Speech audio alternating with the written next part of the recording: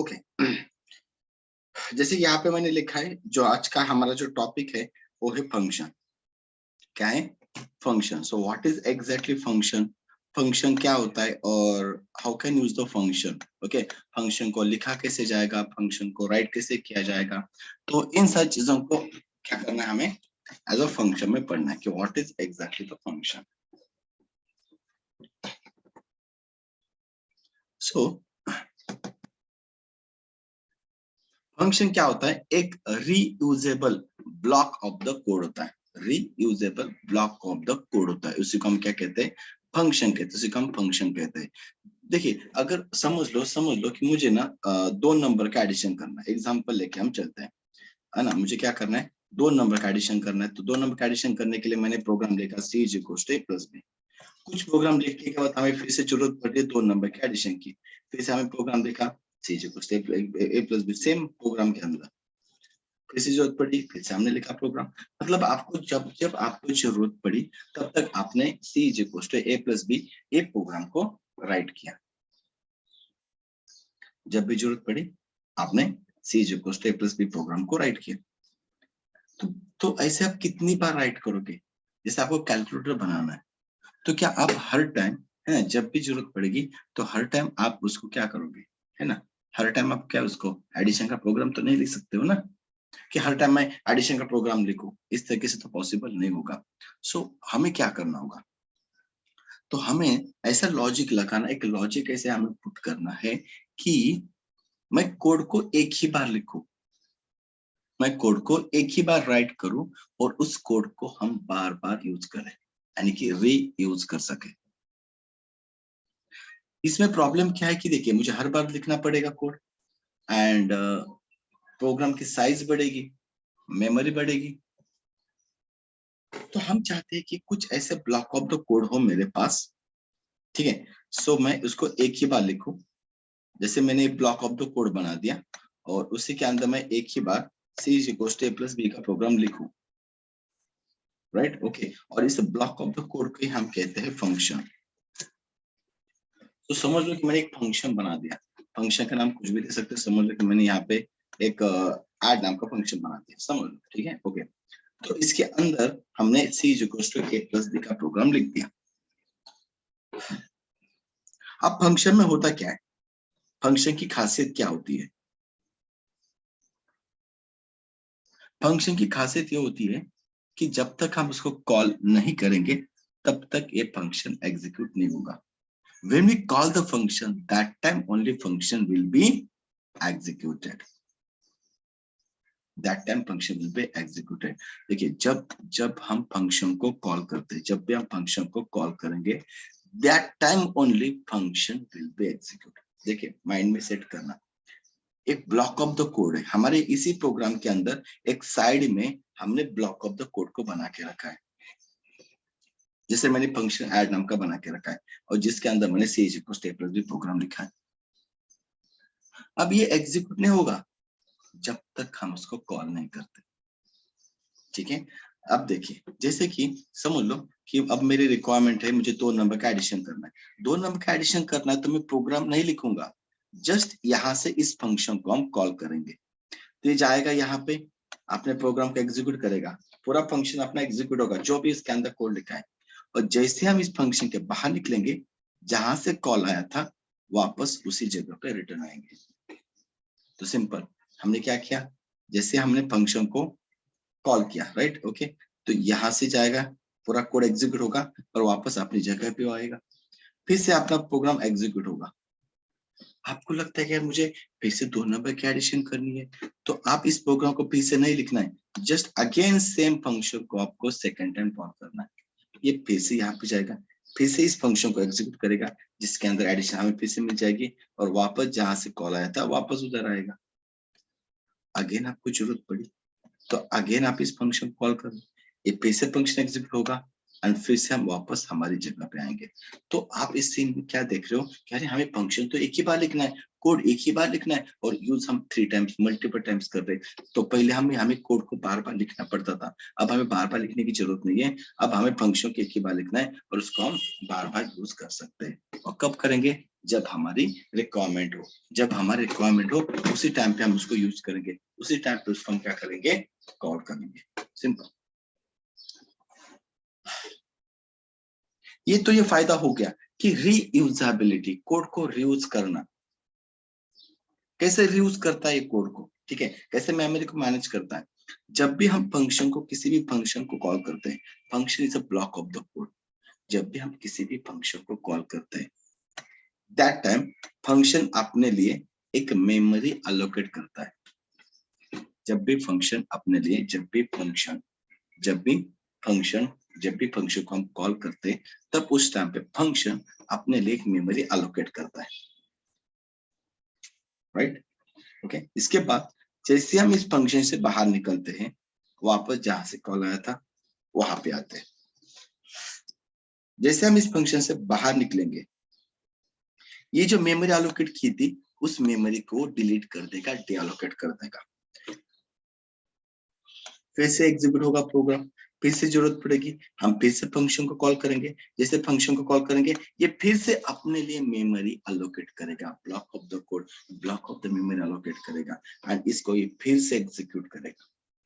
जैसे हम फिर से इस फंक्शन से बाहर निकलेंगे, ऑटोमेटिक अलोकेट की मेमोरी को फिर से डिलीट करेगा। फिर से जरूरत पड़ेगी, फिर से कॉल करेंगे, फिर से अलोकेट मेमोरी करेगा। तो समझ में है ना, ऑटोमेटिकली मेमोरी अलोकेशन डीअलोकेशन का काम होगा, है ना। तो फंक्शन को कॉल करो, फंक्शन मेमोरी अलोकेट करेगा, बाहर निकलते ही मेमोरी को डीअलोकेट कर देगा। This is a function allocation and function deallocation part, ठीक है। देन इसके बाद ये हमारा हो गया फंक्शन, किस तरीके से एक काम हो गया उसका, रीयूजेबिलिटी। एक बार लिखो, बार बार यूज करो। इसका सेकंड यूज देखो क्या है। अगर समझ लो कि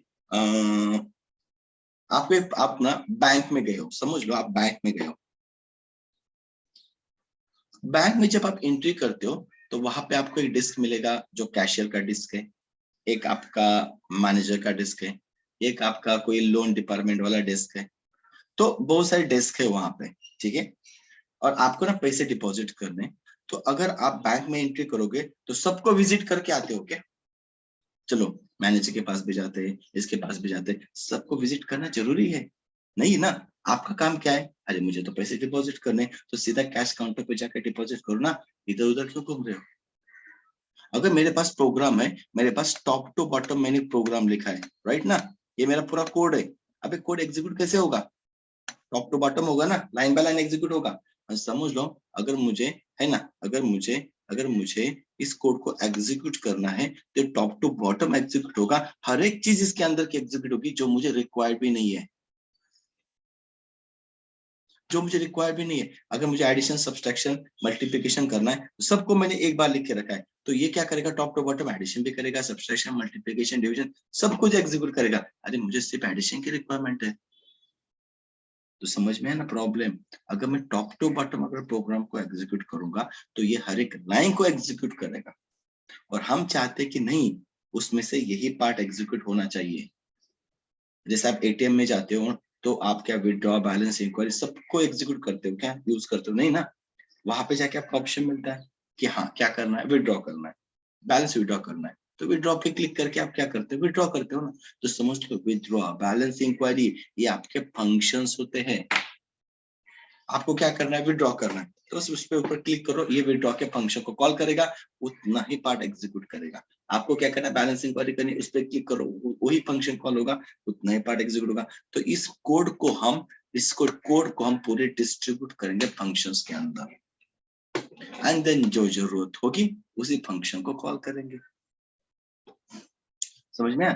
तो हम डायरेक्टली प्रोग्राम को एक टॉप टू बॉटम एग्जीक्यूट नहीं करेंगे, फंक्शन के बना के रखो, और फंक्शन तो जब कॉल करेगा तब एग्जीक्यूट होता है। इसीलिए हम क्या करेंगे, अपने कोड को फंक्शन के अंदर बना के रखेंगे। इसलिए फंक्शन रिक्वायर्ड है। तो ये फंक्शनल ओरिएंटेड भी है ना, तो हम हर एक चीज को फंक्शन के अंदर लिख के रखेंगे एंड यूज करेंगे। ओके, चलो। तो इस फंक्शन के ना मेनली 3 टाइप्स आते हैं। इस फंक्शन के आपको 3 टाइप्स मिलते हैं। इसको बोलते हैं, एक आता है विदाउट पैरामीटर्स फंक्शन, सेकंड आता है विद पैरामीटर फंक्शन, थर्ड आता है विद रिटर्न वैल्यू फंक्शन, ठीक है। ऐसे 3 टाइप्स आते हैं हमारे फंक्शन के, without parameter, with return value, ठीक है। अब क्या होता है पैरामीटर, विदाउट पैरामीटर क्या होता है, अब हम देखेंगे, ठीक है। सबसे पहले फंक्शन कैसे लिखा जाएगा, कैसे फंक्शन को कॉल किया जाएगा। एक चीज याद रखना, एक फंक्शन को हम, ये जो फंक्शन मैंने लिखा है, इस फंक्शन को हम call any time, anywhere from the program कर सकते हैं, अपनी मर्जी जितनी भी बार। We can call the multiple times, number of the times we can call the function anytime, anywhere, कभी भी और कहां से भी उसको हम कॉल कर सकते हैं। क्लियर, इस बात को क्लियर करना है। ओके, ठीक है। So let's see, so how to create the functions, ठीक है। सो इन तीनों टाइप्स को भी हम यहाँ पे पढ़ेंगे, ठीक है। ओके, तो सो मैं यहाँ पे क्रिएट कर रहा हूँ फंक्शन। तो how to write the functions, हम डायरेक्टली अभी प्रोग्राम लिखते थे, अब हम डायरेक्टली नहीं लिखेंगे। सो हम यहाँ पे क्या करेंगे, फंक्शंस बनाएंगे। How to write the functions, तो फंक्शन को लिखने के लिए जैसे ऑलमोस्ट बहुत सारे लैंग्वेज में अलग अलग तरीके से लिखा जाता है, काम सबका सेम ही होता है, बट लिखने का स्टाइल अलग अलग होता है, ठीक है। तो यहाँ पे अगर किसी भी फंक्शन को अगर आपको बनाना है तो we have to write the def keyword. Def है ना, डेफ से फंक्शन को डिफाइन किया जाता है। जैसे कि किसी लैंग्वेज में फंक्शन लिखा जाता है, किसी लैंग्वेज में फंक्शन भी नहीं लिखा जाता, डायरेक्टली नाम लिखा जाता है, ठीक है। उसी तरह अगर आपको फंक्शन लिखना है तो यहाँ पे डेफ नाम का कीवर्ड आता है, तो डेफ, ओके। एंड देन आपका फंक्शन का नेम आएगा। जैसे मुझे एडिशन करना है तो एडिशन आपका फंक्शन, जब भी फंक्शन लिखोगे ऐसे, इसको बोलते हैं पैरेंथेसिस ब्रैकेट्स, इसको बोलते हैं पैरेंथेसिस ब्रैकेट, क्योंकि उसके अंदर पैरामीटर होते हैं, ठीक है। अभी तो कुछ नहीं है, तो बस लिखना है डेफ एडिशन नाम का जो भी नाम देना है दे दो, एंड देन कोलन करके उसकी बॉडी। देखो, जब भी किसी की भी बॉडी लिखनी है तो हमें कोलन करके लिखना होता है। तो वही किया, डेफ एड कोलन। अब मुझे क्या करना है, इसकी बॉडी लिखनी है। अब इस फंक्शन के अंदर जो चाहिए कोड लिख सकते हो आप, def add parenthesis bracket, okay functions. अब इसके अंदर मुझे क्या लिखना है, तो जैसे कि मैंने a is equal to 10, b is equal to 20, c is equal to a plus b, मैंने प्रोग्राम लिख दिया और प्रिंट भी करवा दिया कि एडिशन कॉमा c। अब देखो मैंने प्रोग्राम तो लिख दिया, फंक्शन की बॉडी खत्म। अब इस प्रोग्राम को रन करूंगा तो आउटपुट कुछ भी नहीं मिलेगा, ठीक है। इसको मैं पहले सेव करके रख देता हूँ, fun.py।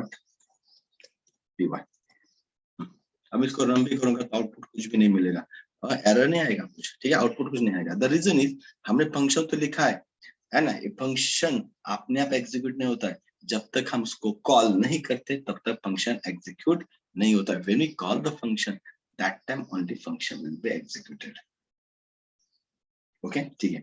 सो देन हाउ, ठीक है, how to call the function, ठीक है। This is the function name parenthesis colon आपकी बॉडी है।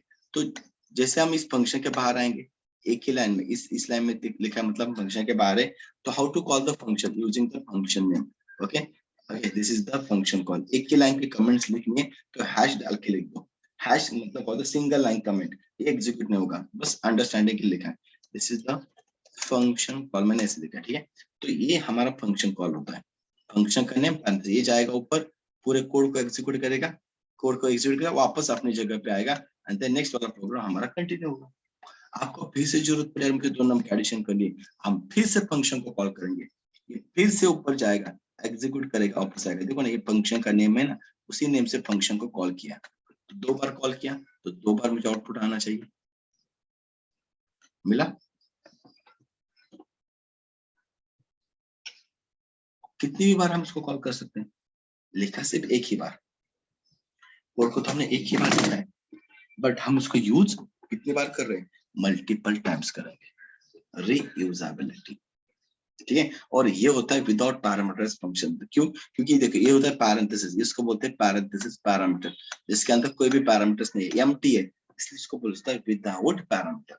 आपको कॉल करना है, उसके अंदर जो भी कोड रहेगा एज इट इज एग्जीक्यूट होगा नंबर ऑफ द टाइम्स, जब भी कॉल करोगे तब। बट यहाँ पे एक प्रॉब्लम है, आप बोलोगे सर कि ठीक है ना, यहाँ पे दोनों टाइम सेम ही आउटपुट आ रहा है ना, राइट, बिकॉज क्योंकि हम फंक्शन को रीयूज कर रहे हैं, बट उसके अंदर का कोड सेम ही एग्जीक्यूट होगा ना हर टाइम। तो हम चाहते हैं कि नहीं, हमें आउटपुट तो एडिशन तो मुझे चाहिए, बस वैल्यू अलग अलग होनी चाहिए, इसलिए हम सेकंड टाइप पे जाएंगे विथ पैरामीटर। सेकंड टाइप है विथ पैरामीटर। तो जब भी हम फंक्शन कॉल करेंगे दैट टाइम मैं यहाँ से 2 पैरामीटर भेज दूंगा, 3 4 जितने भेजना है भेज दो। जैसे कि अभी मैंने 2 पैरामीटर भेज दी 10 एंड 40, इन दोनों को मुझे एडिशन चाहिए। जैसे हमने 2 पैरामीटर का ये भेज दिया तो रिसीव करने के लिए यहाँ पे 2 वेरिएबल चाहिए ना, ये 2 वैल्यू किसके अंदर स्टोर होगी, तो मैंने यहाँ पे रिस्पेक्टिवली ए एंड बी लिखा। अब देखो वैल्यू 10 जो है ए के अंदर स्टोर होगी, 40 जो है बी के अंदर स्टोर होगी, राइट ओके। 10 किसके अंदर स्टोर होगी, ए के अंदर, और 40 किसके अंदर, बी के अंदर स्टोर होगी। अब मुझे इन दोनों की कोई जरूरत नहीं, उसको मैंने कमेंट्स में डाल दिया। कमेंट्स में डालना है मतलब ये एग्जीक्यूट नहीं होता, उसको इंटरप्रेट स्किप कर देगा, सीधा इस लाइन पे आएगा, ठीक है। तो 10 ए में स्टोर होगी, 40 बी। अगर 3 पैरामीटर है तो 3 वेरिएबल लिख दो, समझ में। तो अब एडिशन होगा 10 एंड 40 का, जो सी में स्टोर होगा, प्रिंट होगा, वापस अपनी जगह पे आएगा मेमोरी को डीएलोकेट करके, क्योंकि फंक्शन के बाहर निकलती है मेमोरी डिलीट हो जाएगी। आगे यहाँ फिर से आपको जरूरत पड़े, मुझे फिर से एडिशन करना है, but that time my requirement is 50 and 70। फिर से हमने एडिशन फंक्शन को कॉल किया विद द 2 पैरामीटर्स, और इसमें 50 वैल्यू पास कर दिया ए के अंदर, 70 वैल्यू पास कर दिया बी के अंदर। तो 50 प्लस 70 हो गया, सी के अंदर स्टोर होगा, प्रिंट होगा, फिर से वापस आएगा, मेमोरी को डिलीट कर देगा, वापस आएगा, आपको फिर से जरूरत पड़ेगी, so again we can pass the parameter. Okay, again यहाँ पे जाएगा, स्टोर करेगा, एग्जीक्यूट करेगा, प्रिंट करके वापस आ जाएगा। तो अब हमें अलग अलग आपको बस पैरामीटर भेजना है, ये अपने लिए काम करेगा। देखो फंक्शन कैलकुलेटर जब हम बनाएंगे, जैसे आप कैलकुलेटर बनाओगे तो कैलकुलेटर के अंदर क्या होगा, एडिशन का फंक्शन बना के रखना है, just you have to pass the parameters, right ना। So reusability, right the once, use the multiple times. एक था विदाउट पैरामीटर जिसके अंदर कोई पैरामीटर नहीं था, ये सेकंड है विद पैरामीटर, मतलब उसके अंदर हम कुछ पैरामीटर को पास करना है। ऐसे हमारे कितने भी फंक्शन बना के रख दो। देखो डेफ मैंने और एक फंक्शन बना दिया सब्सट्रैक्शन का, जहाँ पे मैं फिर से 2 पैरामीटर को रिसीव कर रहा हूँ, ओके, एंड उसके अंदर मैं फिर से सी जे को ए माइनस बी कर रहा हूँ, और यहाँ पे मैं इसको प्रिंट भी कर रहा हूँ the subtraction comma C, right okay. तो मैंने और एक फंक्शन लिख दिया, number of the functions we can write, number of the functions we can write, ठीक है। तो मैंने एड सब्सट्रैक्शन फंक्शन लिखा। आप जब तक कॉल नहीं करेंगे तब तक ये थोड़ी ना एग्जीक्यूट होने वाला है, राइट ओके। चलिए how to call the function, function में क्या है, सब नाम के फंक्शंस कॉल करना है। किसका सब्सट्रैक्शन करना है, दो बार, मुझे 50, 20 का सब्सट्रैक्शन करना है। तो ए में स्टोर होगा 50 रिस्पेक्टिवली, ए फंक्शन के पास जाएगा सब्सट्रैक्शन, 20 जाएगा बी में, 50 माइनस 20 सी में, 30 स्टोर होगा, यहाँ पे प्रिंट करेगा, वापस अपनी जगह पे वापस आएगा। ये देखिए सब्सट्रैक्शन 30 हो रहा है, ओके। मतलब हमारा कोड रीयूज हो रहा है, हमें सिर्फ एक ही बार लिखना पड़ रहा है, एक ही बार लिखेंगे और उसको हम जब चाहिए तब उसको हम रीयूज कर सकते हैं, रीयूजेबिलिटी। बट समझ लो कि ये मेरा फंक्शन है और ये मेरा मेन प्रोग्राम है। फंक्शन तो साइड में लिख के रखा है ना, उसको जब चाहे उसको कॉल करना है। अब ये सब्सट्रैक्शन का मानो फंक्शन है, और यहाँ से हम कॉल कर लिए, यहाँ पे गया, एग्जीक्यूट के वापस आ गया, फिर से कॉल कर लिए, यहाँ पे जाएगा, वापस एग्जीक्यूट होके वापस आएगा। बट मैं चाहता हूँ कि ये जो सब्सट्रैक्शन के अंदर जो सी की जो वैल्यू है ना, यहाँ पे सब्सट्रैक्शन जो मिल रहा है ना, इस सब्सट्रैक्शन को मुझे मेरे मेन प्रोग्राम के अंदर आगे यूज करना है। अब देखो ध्यान से, इंपॉर्टेंट है, इस फंक्शन के अंदर जो सी है, इस सी को मुझे इस मेन प्रोग्राम के अंदर आगे यूज करना है। हो सकता है जो भी सब्सट्रैक्शन मिलेगा उसको हमें आगे, हमें किसी ना किसी चीज के लिए यूज करना है उस आगे वैल्यू को। तो सिंपल है कि मैं चाहता हूँ कि ये जो सी यहाँ पे जो हम डिस्प्ले कर रहे हैं ना, मुझे यहाँ पे डिस्प्ले नहीं करना, उसको मैंने कमेंट डाल दिया। मैं चाहता हूँ सब्सट्रैक्शन को कॉल करने के बाद मेन प्रोग्राम में मुझे यहाँ पे सी मिले, ताकि सी को मैं आगे यूज करूँ हमारे मेन प्रोग्राम में। फंक्शन तो काम क्या है, उसको एग्जीक्यूट करके देना, मेन तो हमारा यही है जो आगे एग्जीक्यूट होगा। मैं चाहता हूँ इस सी को, हो सकता है मुझे आगे यूज करना पड़े, मुझे चाहिए, इसलिए मैंने यहाँ पे उसको डिस्प्ले करवा दिया नीचे। अगर यहाँ पे सी मिल जाएगा तो सी को आपको आगे किधर भी यूज कर सकते हो ना, ठीक है। अब देखो इसको मैं रन करता हूँ तो ये एरर हमें मिल जाएगा। तो एरर क्या है, ध्यान से देखना, एडिशन के लिए एग्जीक्यूट हो रहा है परफेक्टली, तीनों के लिए कोई इशू नहीं है। सब्सट्रैक्शन के लिए, जैसे इसको सब्सट्रैक्शन के लिए मैंने गया तो पहले सब्सट्रैक्शन के लिए कॉल किया, ओके 50 20 30 तो सी में स्टोर होगा, वो बाहर आएगा और सी को प्रिंट करेगा जो कि सी के अंदर सब्सट्रैक्शन है, बट ये सी के लिए एरर दे रहा है, सी इज नॉट डिफाइंड। अब देखो जैसे मैंने बोला था ना कि जब हम फंक्शन को कॉल करते हैं, जब हम फंक्शन को कॉल करते हैं तब फंक्शन कॉल करने के बाद फंक्शन अपने लिए मेमोरी एलोकेट करता है। तो जब भी हम यहां से उसको कॉल कर लिए तो उसने अपने लिए मेमोरी एलोकेट कर लिया, और जैसे फंक्शन से बाहर निकलते हैं तो ये एग्जीक्यूट हुआ, वापस आ गया, सी में 30 था यहाँ तक, बट जैसे फंक्शन के बाहर निकला इस मेमोरी को उसने डिलीट कर दिया। अब ये सी ए बी तीनों वेरिएबल की वैल्यू डिलीट हो जाएगी, मेमोरी में वो रहेंगे ही नहीं। अगर वो मेमोरी नहीं रहेंगे तो यहाँ पे सी थोड़ी ना मिलेगा, वो तो यहाँ पे ढूंढ रहा है सी बाहर किसी यहाँ पे कहाँ पे है या नहीं, जो नहीं मिल रहा है वो तो इसको कंसिडर भी नहीं कर रहा है। क्यों नहीं कर रहा है? बिकॉज ये बाहर निकलते मेमोरी को डीएलोकेट कर देगा, मेमोरी को डीएलोकेट कर देगा। This is our performance. But हमारी रिक्वायरमेंट देखो क्या है कि अगर ये सी की वैल्यू अगर मुझे यहाँ पे वापस मिलेगी तो हम आगे इसको यूज कर सकते हैं ना कुछ, किसी भी चीज के लिए मुझे यूज करना है उसको आगे, तो दैट टाइम हमें क्या करना है, हमें तो रिक्वायरमेंट है, हमारी रिक्वायरमेंट है कि इस फंक्शन के अंदर की वैल्यू कुछ भी करके फंक्शन के बाहर लेके आना है। जैसे सी हो, ए हो, बी हो, इनकी वैल्यू अगर किसी की वैल्यू अगर मुझे फंक्शन के बाहर चाहिए तो हमें क्या करना है, C A B this are the local variable, this are the local variable. इसको क्या बोला जाता है, लोकल। लोकल क्यों, क्योंकि ये फंक्शन के बाहर एक्सेसिबल नहीं होते हैं, इसलिए उनको बोला जाता है लोकल वेरिएबल। तो बट मेरी रिक्वायरमेंट है कि हम कुछ भी करके यहाँ पे उसको लेके आए ताकि हम आगे उसको यूज करें, फंक्शन के बाहर मुझे वैल्यू चाहिए। तो कैसे, ये कैसे होगा, ठीक है, तो ये होगा, आपको सी के अंदर सब्सट्रैक्शन तो मिल रहा है 30, यहाँ तक तो ठीक है, ओके। तो इसके बाद हम क्या करेंगे, ये तो कमेंट है, ठीक है, इसके बाद हम क्या करेंगे, यहाँ से रिटर्न करेंगे सी को। एक रिटर्न होता है, एक रिटर्न कीवर्ड आता है रिटर्न। अब रिटर्न क्या करता है ये भी ध्यान से सुनना, जहां से फंक्शन का कॉल आता है वापस उधर ही अपनी वैल्यू रिटर्न करेगा। ऑब्वियसली फंक्शन के बाहर निकलने के बाद हम कहाँ पे आते हैं, जहां से कॉल गए, तो रिटर्न में वहां पे वापस अपनी वैल्यू लेके आता है।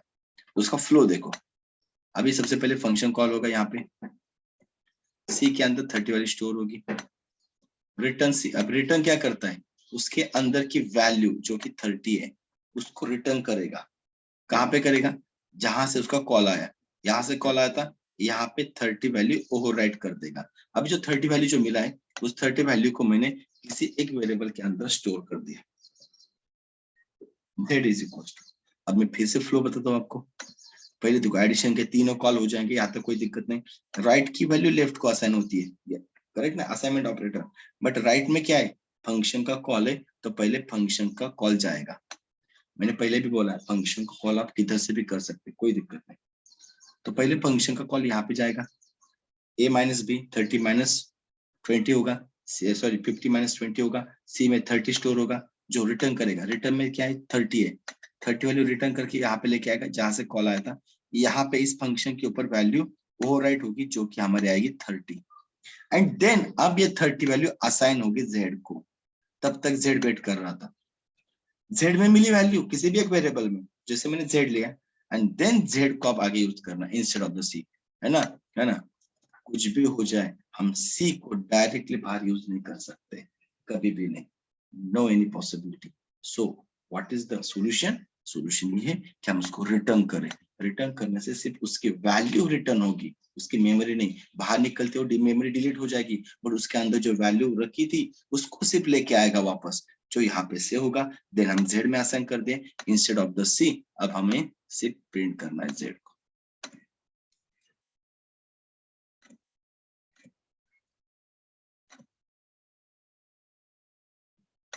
परफेक्ट। तो रिटर्न क्यों लिखा, क्योंकि हम चाहते हैं फंक्शन के अंदर की वैल्यू फंक्शन के बाहर यूज करनी है। तो रिटर्न करने से क्या होगा, सिर्फ उसके अंदर की वैल्यू, है ना, मेमोरी, जब ये सी की मेमोरी रहेगी ना उसके अंदर 30 वैल्यू है, 30 वैल्यू वापस आएगी, मेमोरी डिलीट हो जाएगी। तो 30 वैल्यू जो मिली है उसको लेके हम यहाँ पे आ रहे हैं, जो ओवरराइट यहाँ पे होगी एंड देन असाइन कर दो। तो फंक्शन को कॉल हम किधर से भी कर सकते हैं।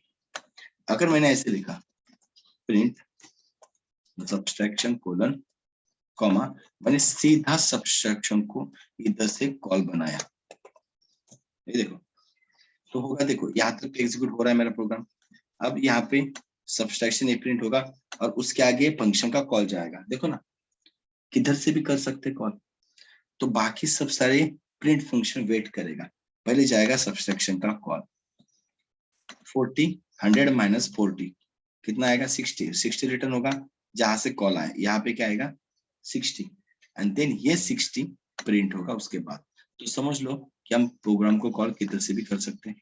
This is the proof, right. बस आपको क्या करना है, हाँ अगर थर्ड वेरिएबल में रखेंगे तो z को हम आगे किधर भी यूज कर सकते हैं क्योंकि z के अंदर c की वैल्यू है, और यहाँ पे ऐसे प्रिंट करेंगे तो सिर्फ डिस्प्ले पर्पज के लिए होगा। इसके आगे अगर मुझे इसकी वैल्यू यूज करनी है तो हमने किसी वेरिएबल में स्टोर नहीं किया, तो बट मुझे सिर्फ डिस्प्ले करवाना होगा बाहर, तो हम डायरेक्टली ऐसे भी लिख सकते हैं। सिर्फ मैं बता रहा हूँ कि कॉल कैसे किया जाता है, कहाँ से किया जाता है। मेरे पास इफ है, if the subtraction 100 minus 20 is greater than 50, then print value greater than 50, else print value less than 50। अब देखो इफ है, कंडीशन है, यहां से हमने फंक्शन को कॉल किया, तो सबसे पहले ये जाएगा फंक्शन का कॉल, कहाँ पे जाएगा, जहां से फंक्शन डिफाइन है यहां तक जाएगा। 100 माइनस 20 करेगा, कितना आएगा 80, सी में स्टोर होगा 80, रिटर्न होगा सी 80, कहाँ पे आएगा जहां से कॉल आया 80 वैल्यू यहाँ पे आएगी। इसके बाद आगे वाला प्रोग्राम, अब यहाँ पे 80 आ चुका है ना रिटर्न होके, तो 80 इज ग्रेटर देन 50, तो कंडीशन ट्रू है, अंदर जाएगा प्रिंट करेगा वैल्यू इज ग्रेटर देन 50। ये देखो किधर से भी कॉल कर सकते हैं, राइट ना, we can call the function any time anywhere. अगर यहाँ पे होता मेरा 70 तो कैसे कॉल होता, 100 माइनस 70 30, 30 रिटर्न होगा, 30 ग्रेटर देन 50 फॉल्स, सेल्स में जाएगा,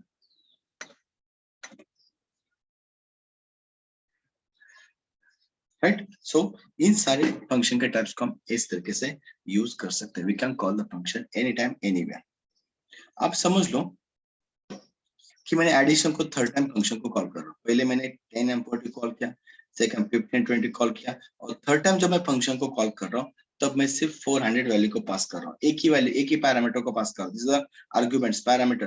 तो ये मेरा स्टोर होगा ए के अंदर। बी के अंदर क्या है, बी के अंदर तो कुछ भी नहीं है, इसको मैं रन कर दूंगा तो ये एरर देगा।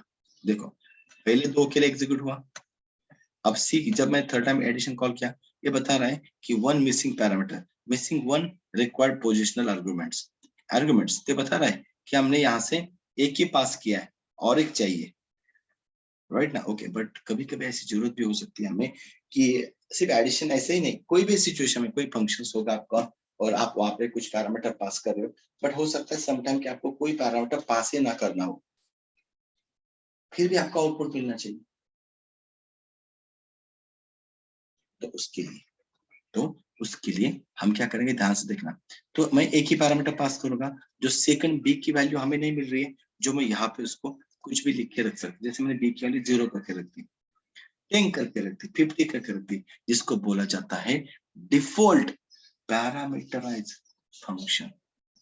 डिफॉल्ट मतलब क्या होता है, पहले 10 वैल्यू ए में जाएगी, 40 वैल्यू यहाँ पे आएगी जो 0 के ऊपर ओवरराइट करेगी, तो बी की वैल्यू 40 रहेगी।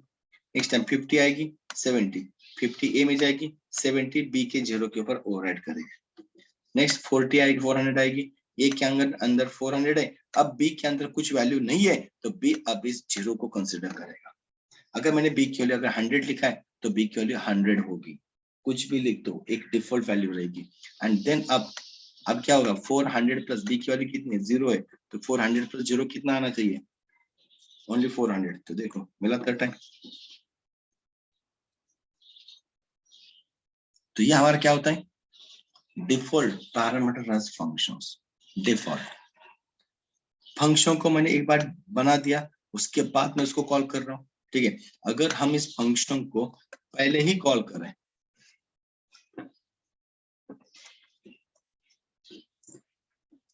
फंक्शन डिक्लेयर करने के पहले अगर हम इसको कॉल करेंगे तो क्या होगा, है ना। पहले तो हम फंक्शन को डिफाइन कर रहे हैं, डिफाइन फंक्शन, उसके बाद हम इसको कॉल कर रहे हैं तो चल रहे हैं। अगर हम फंक्शन को पहले ही कॉल करेंगे उसके बाद डिफाइन करेंगे, ठीक है, तो मैं इसको रन करूंगा तो हमें एरर देगा। तो देखो एड इज नॉट डिफाइंड, तो समझ में याद रखना, इस पाइथन के अंदर जब भी आप किसी फंक्शन को कॉल करोगे तो पहले फंक्शन डिफाइन होना चाहिए, उसके बाद ही आप इसको कॉल कर सकते हैं। मैंने पहले फंक्शन को लिख के रखा, उसके पहले कॉल कर दिया, जो कि जावा के अंदर पॉसिबल है, सी प्लस प्लस के अंदर भी है, बट यहाँ पे नहीं है, समझ में। तो यहाँ पे आपको पहले फंक्शन को बनाना होगा, उसके बाद ही आप उसको कॉल कर सकते हो। सो उसके पहले आप इसको कॉल नहीं कर सकते हो, ठीक है। आफ्टर दैट ओके, मैं यहाँ पे एक फंक्शन बना रहा हूँ, डेफ ऐसे ले दिया, कलर नाम का एक मैंने फंक्शन बना दिया, ओके। तो मुझे यहाँ से ना 3 कलर को भेजना है, ठीक है, जिस कलर को मैं यहाँ पे प्रिंट करूंगा रिस्पेक्टिवली C1, C2, C3, जो यहाँ पे मेरे पास C1, C2, C3 है।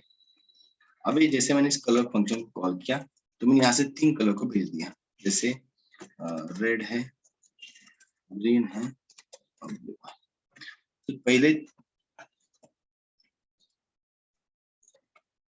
ठीक है, तो पहले रेड वैल्यू जो आएगी C1 के अंदर, ग्रीन वैल्यू जाएगी C2 के अंदर, ब्लू वैल्यू जाएगी C3 के अंदर, और तीनों को मैं यहाँ पे प्रिंट करवा रहा हूँ फंक्शन के अंदर। देखो मिल रहा है, तीनों मिल रहे, ठीक है। अगर मेरे पास यहाँ पे 5 ऑपरेटर रहेंगे तो 5 ऑपरेटर रहेंगे तो मुझे 5 पैरामीटर लिखने होंगे ना यहाँ पे। तो ऐसे कितने लिखेंगे हम, कब तक लिखेंगे, तो उसके लिए हम क्या करेंगे, देखो ओके, यहाँ पे हम यूज करेंगे आर्बिट्री वेरिएबल, आर्बिट्री पैरामीटर। क्या करेंगे, आर्बिट्री पैरामीटर। आर्बिट्री पैरामीटर क्या होगा, तो ध्यान से देखना, आर्बिट्री पैरामीटर हमारा होगा कि हम यहाँ पे एक ही वेरिएबल बनाएंगे, कुछ भी नाम दे दो, और उसके साथ है ना, उसके पहले एक स्टार लगा देंगे। क्या लगा देंगे, स्टार, है ना। तो स्टार का मतलब होता है आर्बिट्री। आर्बिट्री का मतलब होता है कि एक टपल, ठीक है। अब देखो यहाँ पे ये आगे आएगा, तो बस मैं यहाँ पे दिखाता हूँ कि मैंने सी को यहाँ पर सिर्फ डिस्प्ले कर दिया। अब देखो आप यहाँ पे जितने भी वैल्यू पास कर दो, जितने भी, सब के सब सी के अंदर स्टोर होंगे। सी स्टार लिखा है ना, तो आर्बिट्री है, सी के अंदर सब कुछ स्टोर होगा। एंड अगर मैं सी को यहाँ पे डिस्प्ले करूँ, शायद एक टपल मिले, देखिए टपल दिख रहा है, तो राउंड ब्रैकेट्स में देखो तीनों वैल्यू मिल रही है, रेड ग्रीन ब्लू। तो ये राउंड ब्रैकेट्स का मतलब होता है टपल। अभी तक हमने टपल पढ़ा नहीं है, हमें कलेक्शन में आएगा, अभी नेक्स्ट सेशन से 1-2 सेशन के बाद ही हमें मिल जाएगा, ठीक है, टपल्स। तो टपल्स मतलब एक कलेक्शन होगा। अब हमारे पास मल्टीपल वैल्यूज है ना, तो ये क्या करेगा, एक ही वेरिएबल को कलेक्ट कर करके इसको बोलते हैं कलेक्शन, जिसका नाम होता है टपल। राउंड ब्रैकेट्स में आ रहा है, तो तीनों देखो सब कुछ वैल्यू स्टोर हो रहा है कि नहीं। अगर उसमें से आपको सिर्फ रेड ही चाहिए, पहली वैल्यू चाहिए, तो आपको सिर्फ यहाँ पे इंडेक्स देनी होती है जो 0, क्योंकि पहला जो एलिमेंट होता है वो 0 इंडेक्स पे आता है, सेकंड 1 एंड थर्ड 2। तो ये देखो ये कैसे लिखना है, क्या करना है, और जब हम टपल्स पढ़ेंगे तो समझ में आएगा। फिलहाल इतना समझ लो कि हाँ ये टपल होता है, देखो सिर्फ रेड मिला, एक कलेक्शन होता है एरे जैसा, ओके। एंड इसके अंदर हमने जितने भी आप पैरामीटर भेजना चाहते हो, जितने भी भेजो, सी के अंदर मल्टीपल वेरिएबल लिखने की जरूरत नहीं आएंगे, सिर्फ आपको इंडेक्स के थ्रू उसको क्या करना है, यूज करना है, ठीक है। इंडेक्स के थ्रू क्या करना है, उसको सिर्फ यूज करना है, ठीक है। तो ये एक तरीका होता है आपको लिखने का। और एक आता है सपोज मेरे पास एक फंक्शन है, इसी को मैंने कमेंट्स में डाल देता हूँ, फिर से एक फंक्शन बनाता हूँ यहाँ पे कलर का, ओके। और यहाँ पे मैं लिखता हूँ की इक्वल टू, है ना, C1, C2 और C3 ऐसे लिख दिया, 3 की कोलन, और प्रिंट कर दिया C1, C2, C3। अब उसको कॉल कैसे करना है, देखो यहाँ पे कलर को कॉल करना है, बट यहाँ पे जो है ना, हमने की लिख दिया और उसकी वैल्यू दे दी यहाँ पे रेड, कॉमा C2 की लिख दिया और उसकी वैल्यू जो है हमने दिया ग्रीन, और C3 है और उसकी वैल्यू हमने दे दिया ब्लू। अब देखो 3 कीज होती है, की, ये की है, ये इसकी वैल्यू है, और जो की है वही की यहाँ पे लिखा है। C2 जो की है वही यहाँ पे लिखा है, C3 जो की है इसलिए यहाँ पे लिखा है। तीनों के वैल्यू, C1 की वैल्यू रेड है, C2 की वैल्यू ग्रीन है, C3 की वैल्यू ब्लू है, तो तीनों पास होंगे रिस्पेक्टिव 3 वेरिएबल में। तीनों को हम यहाँ पे प्रिंट करेंगे तो ये हमें आउटपुट दे देगा। देखो मिल रहा है। तो जब अगर इसका की का आप कुछ भी सीक्वेंस बदल दो कोई टेंशन नहीं है। अगर यहाँ पे C3 लिखोगे पहले, उसके बाद C2 लिखोगे चलेगा। ओके, यहाँ पे भी आप कैसे भी लिख दो, यहाँ पे पहले C3 लिख दो बाद में C1 लिख दो,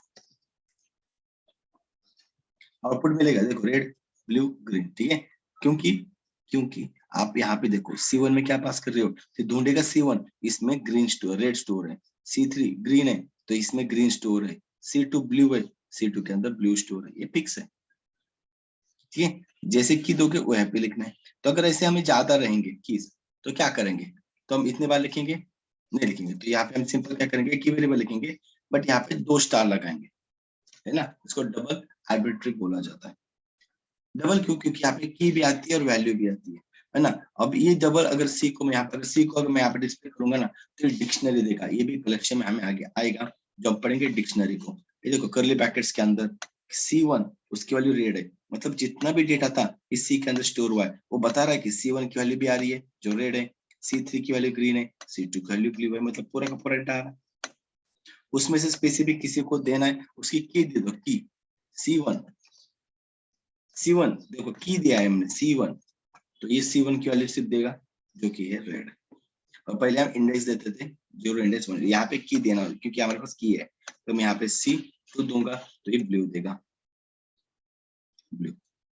this is called the arbitrary. तो ये होता है हमारा कलेक्शन, ये डिक्शनरी। अब डिक्शनरी क्या है, टपल्स क्या है, डोंट वरी, ये आगे आएगा। बस समझ लो कि ये फंक्शन के अंदर इस तरीके से लिखा जाता है जब हम टपल्स पढ़ेंगे डिक्शनरी, क्योंकि टपल्स के ऊपर पूरा एक सेशन जाएगा, डिक्शनरी को पूरा 1-2 सेशन जाएंगे। तो जब वो कंसेप्ट समझ में आएगी तो ये आप समझ लोगे अरे एक क्यों लिखा है, इंडेक्स क्यों लिखा है। फिलहाल इतना समझ लो, 1 स्टार और 2 स्टार। 1 स्टार का मतलब होता है टपल में वैल्यू स्टोर करेगा, 2 स्टार का मतलब ये डिक्शनरी में वैल्यू को स्टोर करेगा, राइट। ठीक है, ओके। एंड डिफॉल्ट पैरामीटर भी हमने इसमें देख लिया। ओके, इसके बाद एक फंक्शन में और एक चीज आती है जिसको बोला जाता है लैम्बडा फंक्शन। क्या बोला जाता है, लैम्बडा फंक्शन। लैम्बडा फंक्शन क्या होता है, एक लैम्बडा फंक्शन ना एक स्मॉल एनोनिमस फंक्शन होता है। क्या होता है, एक एनोनिमस फंक्शन, किसी के अंदर किसका कॉल करना, मतलब समझ लो एक शॉर्ट हैंड प्रॉपर्टी भी, हम शॉर्ट हैंड भी बोल सकते हैं फंक्शन का, फंक्शन ही होता है बट लिखने का तरीका थोड़ा अलग होता है। ठीक है, ओके। बट इसके अंदर जो होता है ना, हम एक्सप्रेशन लिखते हैं, है ना। एक्सप्रेशन होता है उसके अंदर, क्या होता है एक्सप्रेशन, मतलब अगर उसका लिखने का सिंटेक्स देखो कैसे लिखा जाता है उसको, लैम्बडा को। ओके, जैसे यहाँ पे आता है लैम्बडा कीवर्ड आता है, उसके बाद आते हैं आपके आर्गुमेंट्स, मतलब आर्गुमेंट्स यानी कि पैरामीटर, हम कोलन एक्सप्रेशन। इसमें ना सिर्फ आपको एक्सप्रेशन देना होता है, expression.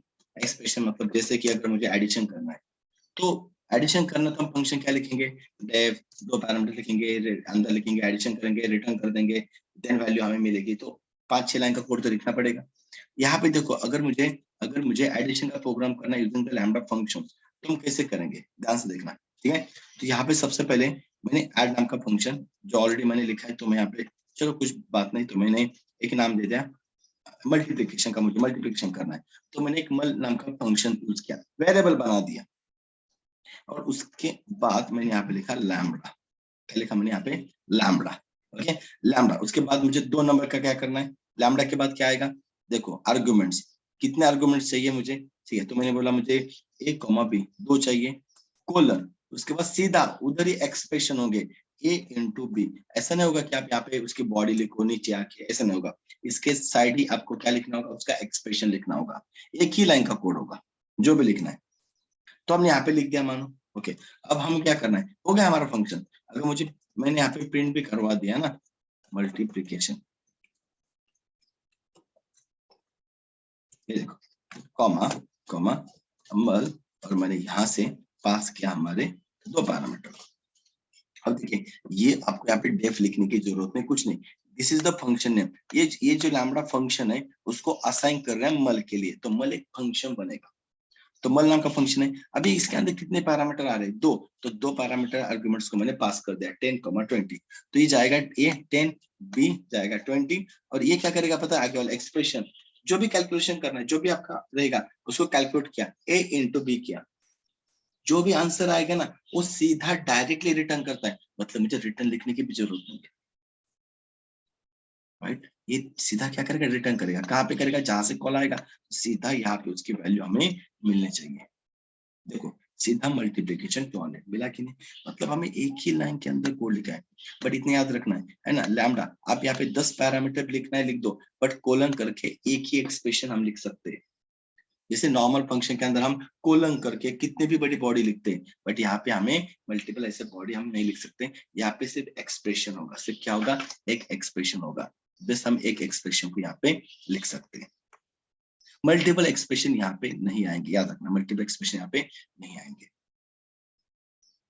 Clear, okay. Lambda function उसको बोलते हैं, लैम्बडा फंक्शन किस तरीके से लिखा जाएगा, लैम्बडा उसके अंदर पैरामीटर्स आएंगे कोलन करके, तो यहाँ पे ना मुझे फंक्शन लिखना है, ना मुझे यहाँ पे किसी की रिटर्न वैल्यू लिखने की कोई जरूरत नहीं है। ओके, तो इस तरीके से हम अपने लैम्बडा फंक्शन को भी लिख सकते हैं, ये भी एक फंक्शन होता है, ये भी एक हमारा क्या होता है, फंक्शन ही होता है, राइट। ओके, तो कुछ इस तरीके से हमारे फंक्शन होता है reusable of the code, right the once and use the multiple times, define the once, use the multiple times, ठीक है। ओके, तो मैं इसके ऊपर आपको 2 असाइनमेंट दे रहा हूँ, ठीक है, मैं आपको इसके ऊपर 2 असाइनमेंट्स आपको यहाँ पे दे रहा हूँ, ठीक है। तो सबसे पहले फर्स्ट असाइनमेंट आपको ये दे रहा हूँ, जो आपको कैलकुलेट करना है, आपको फंक्शन को यूज करना है कि calculate area of circle, rectangle and square using the function, also calculate using lambda function। तो दोनों से आपको करना है, also lambda function को भी यूज करना है, मतलब दोनों, पहला फंक्शन नॉर्मल लिखिए, रिटर्न करके करना है, रिटर्न सबकी वैल्यू रिटर्न करके लिखना है, क्या क्या आएगा नॉर्मल फंक्शन उसको लो, रिटर्न करके यूज कर लो, उसके बाद लैम्बडा फंक्शन का यूज करके भी इसका कैलकुलेशन निकाल के आप देख लो कि इसका एरिया कैसे निकालना है, ठीक है। 3 फंक्शन बनाने होंगे, बस पैरामीटर भेजना होगा, सर्कल के लिए क्या क्या चाहिए वो एज ए पैरामीटर जाएगा, रेक्टेंगल के लिए क्या क्या चाहिए वो एज ए पैरामीटर जाएगा, है ना, एल एन टू बी, तो मुझे L N to B, L N B की वैल्यू मुझे पास करनी होगी, सर्कल के लिए पाई स्क्वायर, पाई के लिए 3.14 है वो लेना है डायरेक्टली, आर आर की मुझे सिर्फ रेडियस पास करनी होगी पैरामीटर को, तो इसका मदद से इसको कैलकुलेट करना है। एंड सेकंड होगा कि ओके, इसमें एक चीज करनी है कि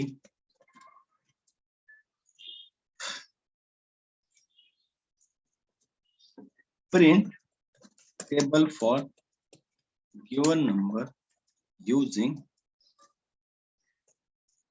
फंक्शन।